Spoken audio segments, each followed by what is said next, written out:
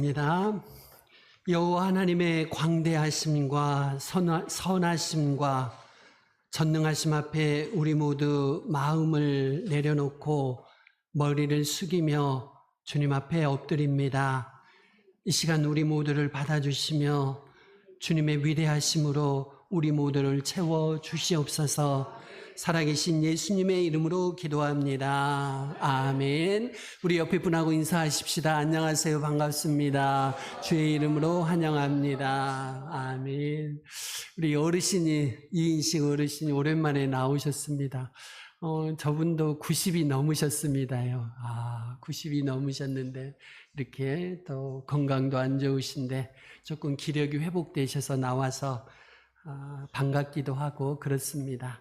늘 여러분들이 연로하신 분들, 그분들의 어려움을 헤아리시고 기도하시고 서로 돕는 여러분이 되시기를 주의 이름으로 축원드립니다. 악에 대한 하나님의 심판이 내 안에 있는 악까지 포함한다면 여러분은 그 대가를 치르실 준비가 되어 있으신지요? 예수님이 이 땅에 임한 하나님의 나라를 설명하기 위해서 비유로 말씀해 주셨지요. 첫 번째 비유는 지난주일에 살펴본 씨 뿌리는 농부의 비유였습니다. 하나님의 나라는요, 말씀이 씨앗으로 사람들 마음에 심겨져서 풍성한 열매를 맺는 나라입니다. 그런데 우리 마음의 상태에 따라서 말씀의 씨앗이 자라지 못할 수도 있고 열매를 맺지 못할 수도 있다. 비유로 예수님이 말씀해 주셨습니다. 오늘 본문은 그 두 번째 비유인데요. 밭에 가라지를 뿌리는 원수의 비유입니다. 이 비유는 지난주일에 설교한 씨 뿌리는 농부의 비유의 속편이라고 할 수 있지요. 농부가 자기 밭에 씨를 뿌렸습니다. 그런데 사람들이 자고 있는 동안에 원수가 곡식 가운데에다가 가라지를 뿌렸지요. 처음에는 몰랐습니다. 그런데 줄기가 자라고 열매가 맺을 때 가라지가 보이기 시작하는 거지요. 그때 종들이 주인한테 와서 말합니다. 주인님이 밭에 좋은 씨를 뿌리지 않으셨습니까? 그런데 도대체 저 가라지는 어디에서 생겨났을까요? 그러니까요, 주인이 단호하게 대답합니다. 원수가 한 짓이다. 원수가 한 짓이다. 종들은 흥분해서 다시 질문합니다. 그러면 저희가 가서 가라지를 확 뽑아버릴까요? 이렇게 물어보지요. 주인이 대답합니다. 아니다. 가라지를 뽑다가 곡식까지 뽑을 수 있으니까 추수할 때까지 둘 다 함께 자라도록 내버려 두어라.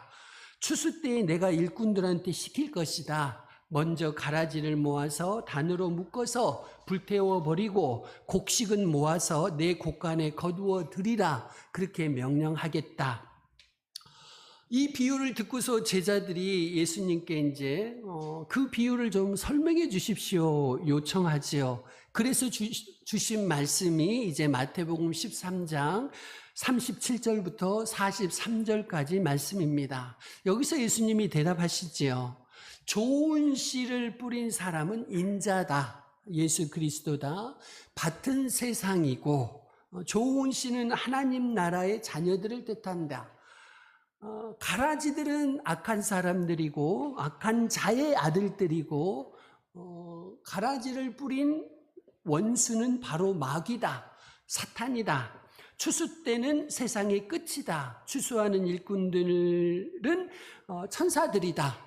가라지가 뽑혀서 불태워지듯이 세상의 끝에도 그렇게 될 것인데 인자가 천사들을 보내서 천사들은 땅에 와서 죄를 짓게 하는 모든 것들과 악을 행하는 모든 사람들은 그 나라 가운데서 가려내고 활활 타오르는 불구덩이에 던져 넣을 것이다. 거기서 그들은 이를 갈며 울 것이다. 그때 의인들은 자기 나라의 아버지의 나라에서 자기 아버지의 나라 하나님 나라에서 해같이 빛날 것이다. 귀 있는 사람은 들어라. 예수님이 설명해 주셨습니다. 지난주 말씀드린 씨 뿌리는 농부의 비유에서는 밭이 사람들의 마음을 의미했습니다. 그런데 오늘 두 번째 비유에서는 밭이 세상을 의미합니다. 농부가 밭에 씨를 뿌린 것 같이 하나님은 이 세상 속에 씨앗을 뿌리시지요. 그래서 하나님 나라를 이루십니다. 이때 두 번째 비유에서 씨앗은 바로 하나님의 자녀들입니다. 그런데 문제는요, 원수인 사단도 씨앗을 뿌린다는 거지요. 사단은 가라지를 뿌림으로써 가라지가 이 세상 속에 존재하게 된다는 것입니다. 그런데 예수님이 말씀하시지요. 세상 끝에는 가라지가 모두 뿌리 뽑혀지고 그렇게 심판을 받을 것이다. 분명히 말씀하셨습니다. 첫 번째입니다. 마지막 때 심판에 대한 경고입니다. 여러분, 심판은 확실히 있습니다. 분명히 있습니다. 창세 이후로 하나님이 역사 가운데 행하신 많은 심판들은 장차 있을 최후의 심판의 경고와도 같지요. 창세기 시대에 에녹이라는 사람이 있었지요. 그 시대에 우주적인 심판의 날이 다가오고 있다고 에녹이 예고했습니다. 솔로몬은요, 방탕한 사람들에게 이 모든 것들에 하나님의 심판이 있다는 것을 알아라 하고 경고했습니다. 전도서 11장 9절이 그 말씀을 합니다. 우리 같이 한번 읽습니다. 시작. 청년이여 내 청년의 날들을 마음에 기뻐하여 원하는 길들과 내 눈이 보는 대로 행하라. 그러나 하나님이 이 모든 일로 말미암아 너를 심판하실 줄 알라. 하나님이 이 모든 일로 말미암아 네가 행한 모든 일들로 말미암아 너를 심판하실 줄 알라. 분명히 말씀하셨습니다. 시편 기자들도 성경에서 자주 심판을 경고했고요. 이렇게 역사가 바로 심판이 존재한다는 증거가 되고 있습니다. 또 우리의 마음 또한 심판을 증거하지요. 무엇일까요? 양심의 가책입니다. 우리가 마음속에 가지고 있는 양심의 가책은 심판에 대한 예감입니다. 물론 양심에 화인 맞은 사람들은요, 이런 가책도 없지만 정상적인 사람들은 양심의 가책을 갖고 있습니다. 심판이 없다면 두려움이 생길 필요가 없지요. 심판이 없다면 양심의 가책을 느낄 필요가 없습니다. 그런데 정상적인 사람들은 계속해서 무언가 두려워하고 혹시 잘못을 저지르면 양심의 찔림을 받지요. 이것이 바로 심판이 확실히 존재한다는 증거입니다. 여러분, 예수님이 장차 오신다고 약속해 주셨지요. 첫 번째 오셨을 때는요, 구원하러 오셨지만 두 번째 오실 때는요, 그 목적이 달라집니다. 심판하러 오십니다. 심판을 위해 다시 오실 것입니다. 그래서 우리는 사도신경을 통해서 산자와 죽은 자를 심판하러 오시리라 고백하고 있지요. 이 심판의 중심에는 다시 오실 예수 그리스도가 계시고요. 그런데 이렇게 분명한 심판이지만 사람들이 혼동하는 이유가 있습니다. 무엇일까요? 바로 하나님의 섭리가 이렇게 보니까요, 역사를 보고 우리가 사는 환경을 보니까 하나님의 섭리가 뒤죽박죽인 것처럼 보이기 때문이지요. 시편 73편을 보시면 그 시편 기자는 악인의 형통에 대해서 도무지 이해할 수가 없었습니다.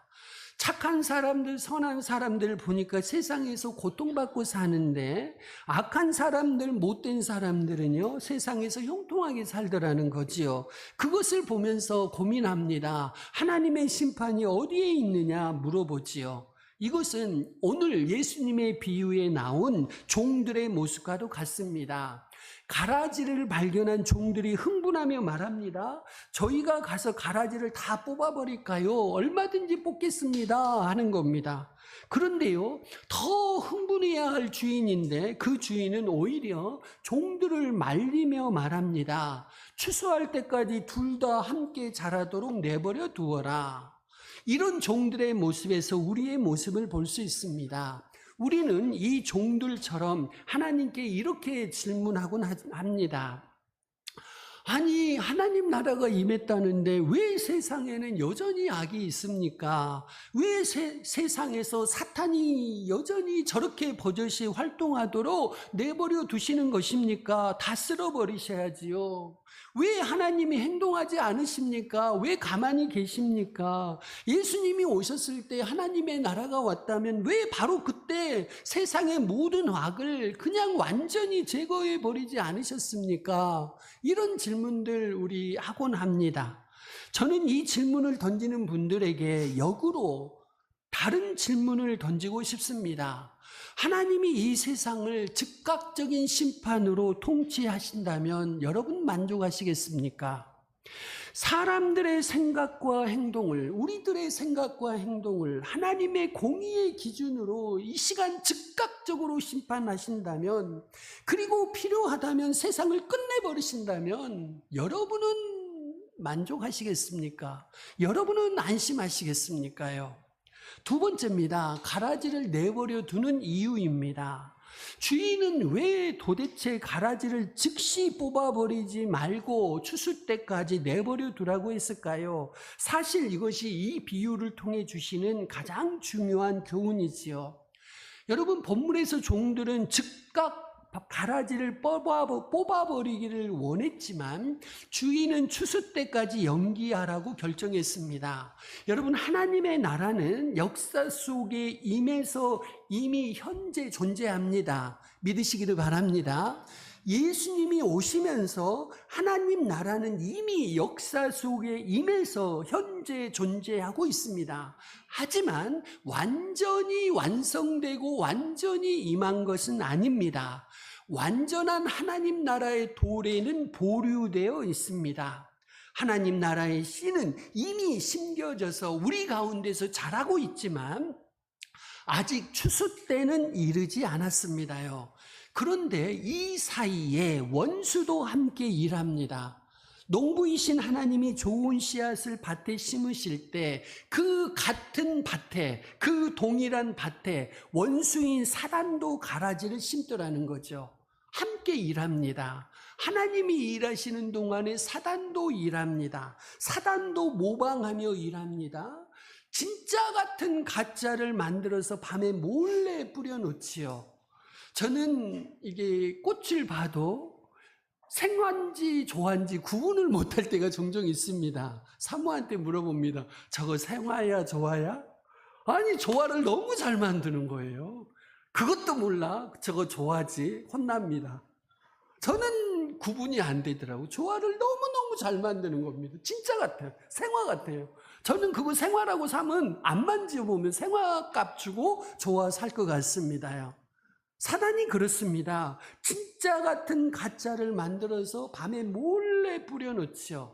문제는 이 둘을 구분하기가 쉽지 않다는 것이지요. 그래서 이 땅에 하나님의 나라가 임했음에도 불구하고 우리 가운데 악이 함께 존재합니다. 이럴 때 하나님의 사람들은 조급해지죠. 왜 저 악을 빨리 제거하지 않으십니까? 조급해집니다. 그런데 하나님은 이 기간을 통해서 하나님 나라가 어떻게 존재하는지 우리에게 말씀해 주고 계시지요. 여러분, 하나님의 나라는 한 번에 온전히 임하지 않습니다. 하나님의 나라는 마지막 심판의 날까지 씨앗이 자라고 열매 맺음을 향해 나아가듯이 수많은 과정을 거치며 하나님의 나라는 완성됩니다. 물론 이 과정 속에 오늘 본문에 나온 것처럼 가라지도 들어 있습니다요.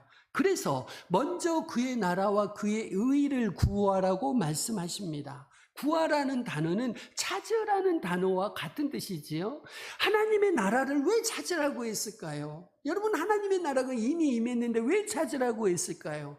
세상의 시각으로는, 세상의 가치관과 세계관으로는 하나님 나라가 보이지 않기 때문입니다요. 여러분, 우리가 예수를 믿지 않고 하나님의 백성이 아니면요, 하나님 나라 보이지 않습니다. 찾지 않으면 보이지 않습니다. 애초에 관심도 없지요. 우선순위가 올바르지 않으면 하나님 나라가 전혀 보이지 않습니다요. 가라지를 열매로 착각할 수도 있기 때문입니다요. 오늘 본문 29절에 예수님이 그 이유를 말씀해 주시지요. 29절 같이 한번 읽습니다. 시작. 주인이 이르되 가라지를 뽑다가 뽑을까 염려하노라. 아멘. 이것이 가라지를 뽑지 못하게 한 첫 번째 이유입니다. 종들이 곡식과 가라지를 정확하게 완벽하게 구분할 수 없기 때문입니다. 그래서 주인이 종들에게 가라지를 뽑지 못하게 하는 첫 번째 이유는요, 가라지를 보호하기 위해서가 아니고 뭘 보호하기 위해서지요? 곡식을 보호하기 위해서입니다요. 사실 가라지라고 번역된 이 단어는 독보리라는 밀의 변종입니다. 원어에서는요, 겉으로 볼 때는요, 이 밀과 독보리가 밀과 아주 비슷하게 보입니다. 하지만 구별하지 못해서 뽑지 못하는 것은 아닙니다. 독보리하고 밀이 농부들은 그냥 압니다. 저는 사실 이게 쌀나무 보리 논에서 이렇게 피를 뽑는다고 그러더라고요. 이게 뭐라 그럴까요? 이게 피를 뽑는다고 그래요. 근데 사실 저는 피하고 쌀나무하고 구분이 안 됩니다. 죄송합니다만은. 농사를 지어본 적이 없어 이것이 쌀나무인지 피인지 구분이 안 되고, 만약에 뽑으라 그러면 저는 둘 다 뽑을 겁니다요. 그런데요, 농부는요, 분명하게 알지요. 그래서 어떤 것을 뽑아야 할지 압니다요. 그래서요, 이스라엘에서 독보리 얼마든지 뽑아낼 수 있습니다요. 구분할 수 있습니다. 밀과 독보리, 곡식과 가라지. 이 둘이 있을 때 뽑지 못하는 이유는 구분하지 못해서가 아니고요, 뿌리 때문입니다. 구별하지 못해서 뽑지 않는 것이 아니고 뿌리 때문에 뽑지 않습니다요. 무슨 말이냐면 이 밀과 독보리의 뿌리가 한 곳에 엉켜 있습니다. 서로의 뿌리가 엉켜 있다는 거죠. 두 식물의 뿌리가 한 곳에 엉켜 있어서 곡식 곧 밀에 손상을 주지 않고는 가라지를 뽑아낼 수가 없는 겁니다요. 가라지를 뽑으면 반드시 뿌리가 엉켜서 밀도 뽑히게 되어 있다는 거지요.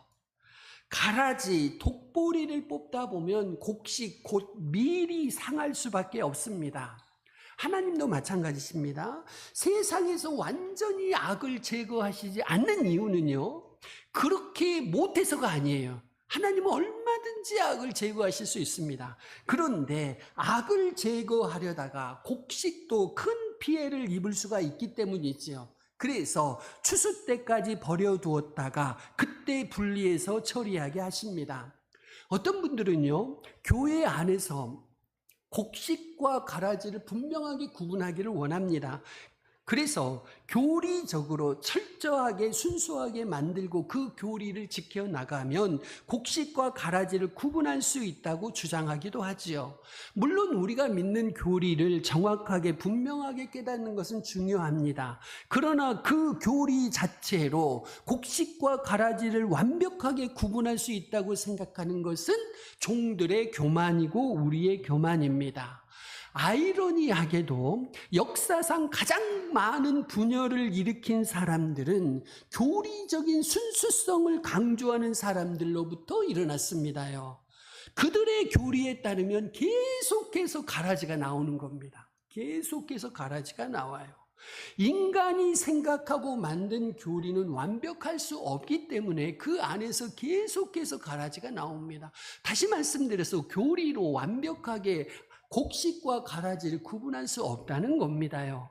또 어떤 사람들은 교회에서 규칙과 제도를 엄격하게 만들고 따르면 곡식과 가라지를 구분할 수 있다고 주장하지요. 하지만 그 어떤 극단적인 제도를 통해서 순수함을 유지하려고 하다 보면은요, 때로는 유익하기보다는 도리어 해를 끼칠 수도 있습니다요. 또 어떤 사람들은요, 교회 규모를 작게 만들어야 된다, 그래서 곡식들만 오도록 해야 된다라고 주장을 하지요. 그런데 여러분 여기서 놓친 것은 뭐냐면 교회의 크기와 상관없이 알곡과 곡식과 가라지는 공존하기 마련이라는 것입니다요. 왜요? 사단이 뿌려놓기 때문에 어느 공동체든지 곡식과 가라지는 섞여 있기 마련이라는 거지요. 교회가 작다고 가라지가 없어지는 것 아닙니다. 교회가 작아도 그 안에 가라지는 있습니다. 그리고 곡식 신자를 만든다는 그 기준 자체가 우리들의 교만입니다. 여러분 성경 어려운 기준을 하나 정해 보십시다. 뭐라 그럴까요? 얼른 떠오르는 거 하나. 11조 내는 성도는 곡식 성도고 11조 안 내는 성도는 가라지 성도다. 여러분 이런 거 만들 수 있나요? 못 만들지요. 11조 내도 가라지일 수 있고요. 11조 안 내도 곡식일 수 있잖아요. 어떤 기준을 만든다는 것 자체가 우리의 교만입니다요. 이렇게 사람들은 곡식과 가라지를 구분할 수 있는 능력이 충분하지 못합니다. 가라지를 뽑으려다 보면 반드시 곡식을 다칠 수 있어요. 그래서 예수님은 추수 때까지 미루라고 하십니다. 두 번째입니다. 가라지를 뽑지 못하게 하는 두 번째 이유는 무엇일까요? 이 가라지 같은 악이 바로 우리 안에도 있기 때문입니다요. 곡식으로 심어진 우리 안에도 가라지 같은 악이 여전히 존재하기 때문입니다요. 오늘 본문 같은 본문의 비유를 가지고 설교를 들으시면 여러분은요 이렇게 생각합니다. 나는 곡식이야. 나는 곡식이야. 저 사람은 가라지야. 나는 곡식이야. 이것이 착각이라는 거죠. 여러분이 오늘 본문 같은 말씀을 보면은요, 내가 가라지라는 사실을 깨달을 수 있으시기를 바랍니다. 지난 주일 우리 밭의 비유 들었지요? 여러분은 그 밭의 비유를 들으면서 무슨 생각을 하셨어요? 나는 좋은 밭이야. 이게 착각이에요. 우리는요, 모두 다 길가와 같고 돌밭과 같고 가시덤불이거든요. 그런데요, 착각하는 겁니다. 나는 좋은 밭이다. 오늘 본문에서도 마찬가지입니다. 곡식과 가라지가 있다면 나는 교회 나오고 있고 신앙생활 규칙적으로 하고 있으니까 나는 곡식이야. 이건 착각입니다. 우리 안에도 가라지 같은 악이 여전히 존재하기 때문이지요. 그래서 바울은 선을 행하기 원하는 자신에게 악이 함께 있다고 고백합니다. 선을 행하기를 원하는데 악을 행하게 된다는 뜻이지요. 앞에서 말씀드렸지만 사람들은 종종 하나님께 물어봅니다. 하나님이 세상에 악을 내버려 두시는 이유는 무엇입니까? 제발 침묵하지 마시고 세상의 모든 악을 당장 쓸어버려 주셔야 하지 않습니까? 이렇게 질문하는 사람들에게 하나님은 다시 질문하십니다. 어떻게 해요? 그래, 좋다.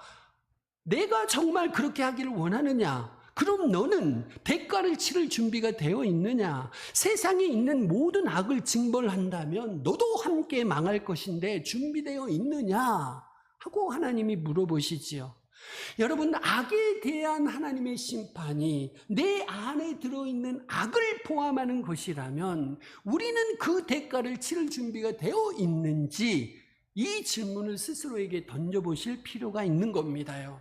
세 번째 이유입니다. 원수가 심어놓은 가라지까지도 곡식으로 변화되기를 기대하고 원하기 때문입니다요.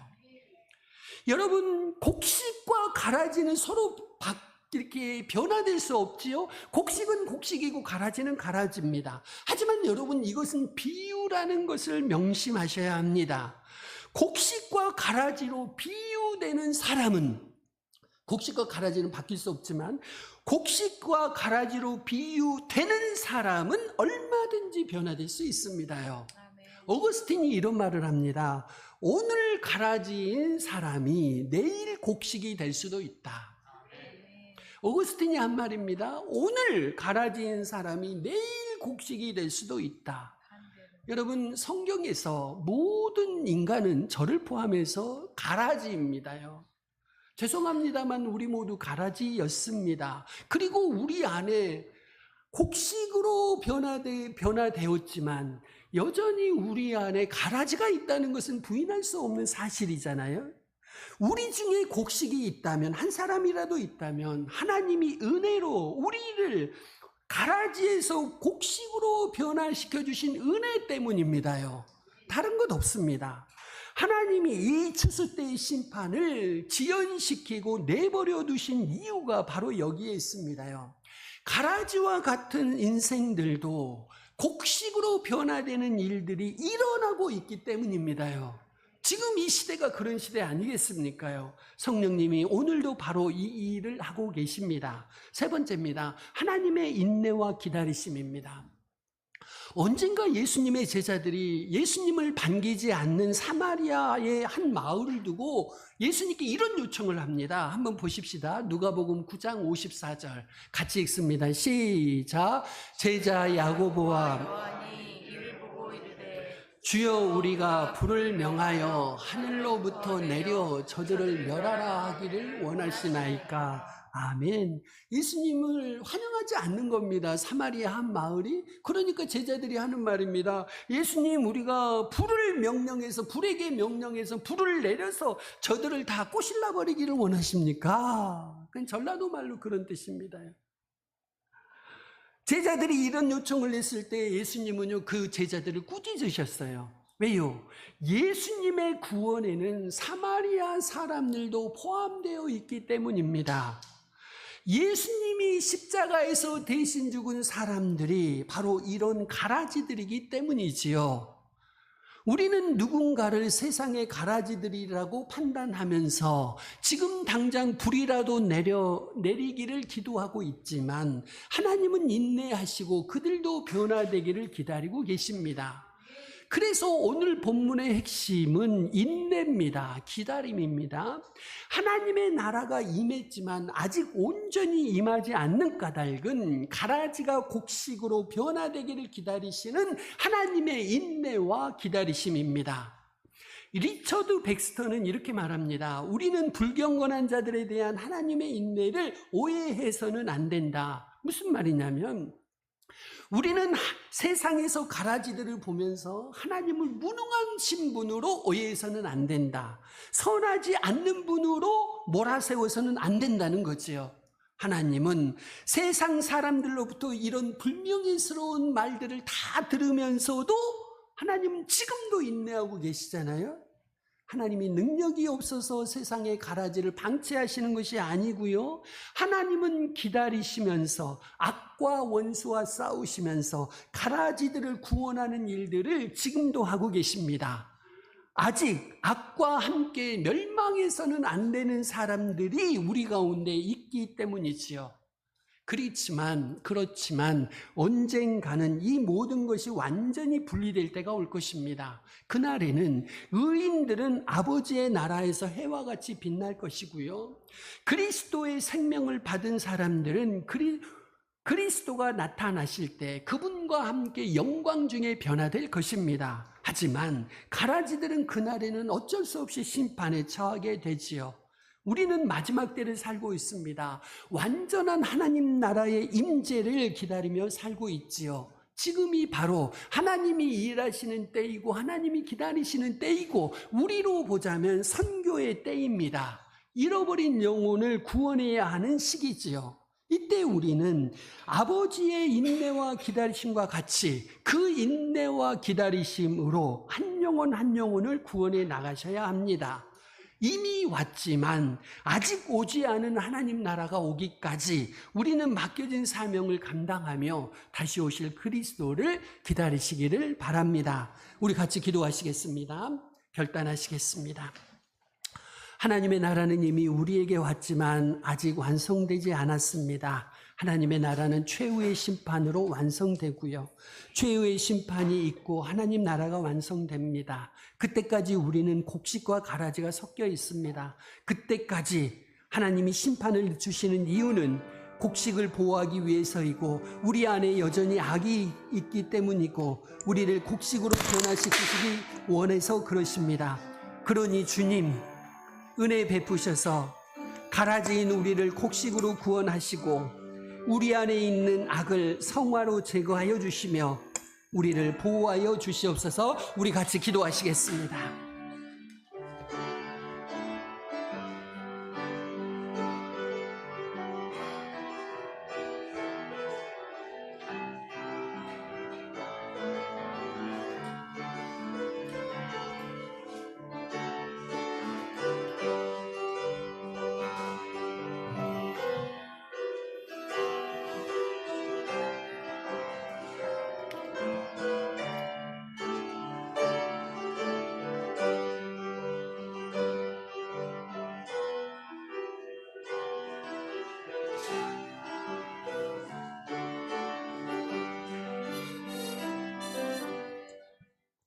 사랑과 능력과 은혜의 주님, 매일은혜 교회에 은혜를 베푸시옵소서. 가라지인 우리를 곡식으로 변화시키며 구원하시고 우리 안에 있는 악을 성령의 역사로 제거하시며 우리를 보호하여 주옵소서.